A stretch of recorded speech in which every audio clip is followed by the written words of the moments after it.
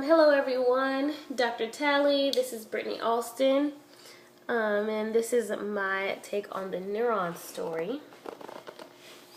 Okay, so here we go. An event happens such that a neurotransmitter molecule travels across the synapse of cell A and cell B. So these would be the neurotransmitter molecules, these dots in between. This is cell A, this is cell B, the space in between is the synapse. So I'll kind of get a close-up on that. There you go. Okay. One of four things can happen. It can dissipate or float away into the interstitial fluid. The interstitial fluid is on the outside of the cell, while the cytoplasm is on the inside of the cell, and in between is where the lipid bilayer is. So it can float away or dissipate into the interstitial fluid. It can be taken back up into the presynaptic membrane, which is here, in a process called reuptake. Another option is for the neurotransmitter to be metabolized through enzymic degradation. And lastly, the neurotransmitter can, this is the option that we are focusing on, that starts the neuron story. The neurotransmitter can bind to the binding site of the receptor of cell B. This is the binding site of the receptor of cell B. There you go. The lipid bilayer down here kind of spans out on the receptors, and that's why I blew it up down here. And that's where the ion channels are located.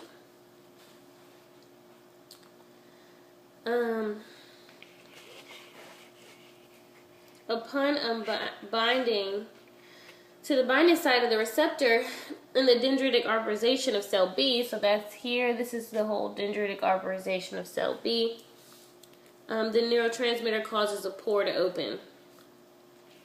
So that's when I'll go to this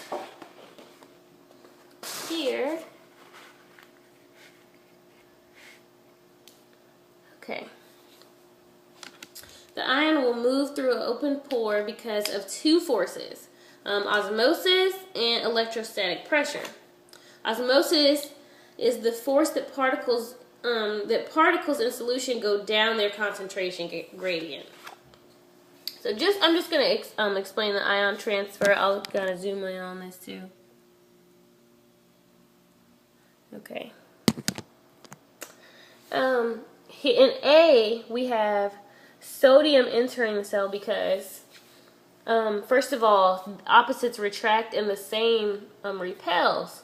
So sodium enters the cell because sodium has a positive charge, and the cell is negative inside at this point. So sodium enters the cell at point A. And then B is where potassium leaves the cell because, just like I was saying, the same repels. So since sodium came in, it's overly positive inside. So some of that potassium has to leave the cell. Move out of the cell for it to get to equilibrium.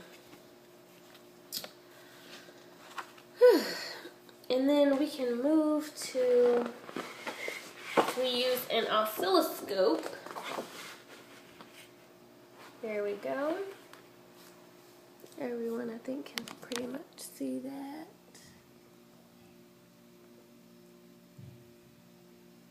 Okay. Alright, on the oscilloscope, we start here at resting membrane potential, -70. So then, as sodium enters the cell, like there's, in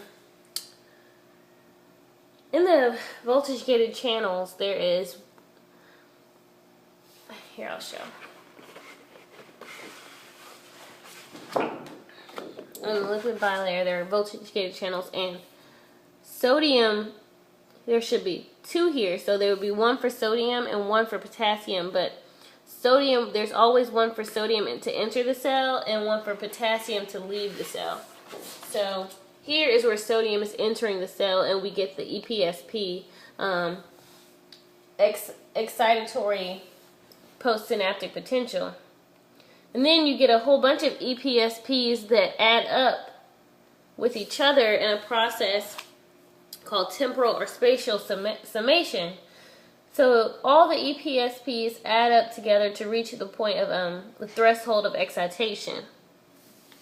And that's going to be at negative 65. From there, and the location of the receptors that cause the threshold of excitation is located at the axon hillock. So that would be here. So once you get to that point, the sodium, all the sodium that enters the cell causes a massive depolarization. And it flies positively because remember, sodium has a positive charge. So if sodium is going to enter the cell, of course, it will be positive. So there's a massive depolarization, and it goes up to reach this equilibrium for sodium, which is plus 55. Then once it reaches the equilibrium for sodium, potassium leaves the cell. So there's a massive high polarization, and that's when it goes down to reach the equilibrium for potassium. So to reach the equilibrium for potassium, and then that's point C. And sodium potassium pumps, they bring the cell back to rest here.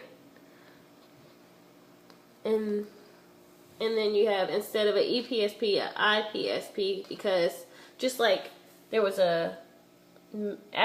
when a bunch of sodium entered the cell, they were like EPSPs. When potassium leaves the cell, it's an IPSP, which is inhibitory postsynaptic potential. And here we go back to the other picture. In a process called saltatory conduction, action potentials move from node to node. So here are the nodes of Ranvier, right in. This is the axon, and on the axon there's the myelin sheath. So in between that, there's little spaces, and those are the nodes of Ranvier.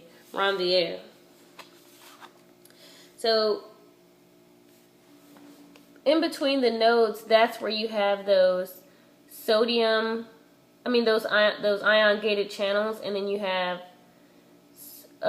places for sodium and potassium. So in between, it's like a wave of energy jumping from node to node to node to node, and sodium is entering the cell and potassium is leaving the cell. And then when the action potential reaches the terminal, when the action potential reaches the terminal buttons, which are these or these, but in this case it will be down here for the ones of cell B, it interacts with calcium, which was also here. It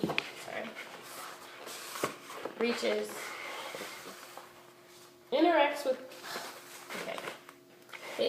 with calcium. So the vesicles, they bind to the inside of the presynaptic membrane, and that's this diagram here, right there. So they bind to the these are the vesicles, and they have little neurotransmitters inside. Then they bind to the presynaptic membrane. This is the membrane right here, and it's bound to it, and then they open in a process called exotosis, and they are released and back into the synapse of the next of cell B and cell C, which is this right here.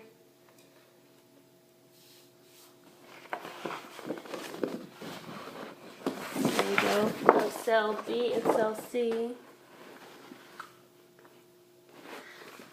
And the process starts all over again. So I'll just give another look at all of my diagrams. Here was the ion transfer.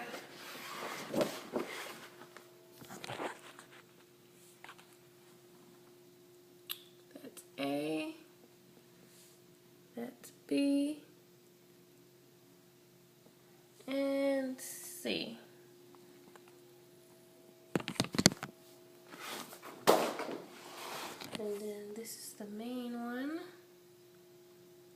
Start from beginning to end. The bottom. Okay.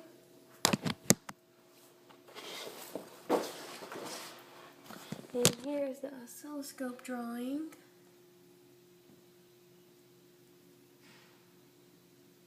Okay. All right, thanks for your attention, everybody.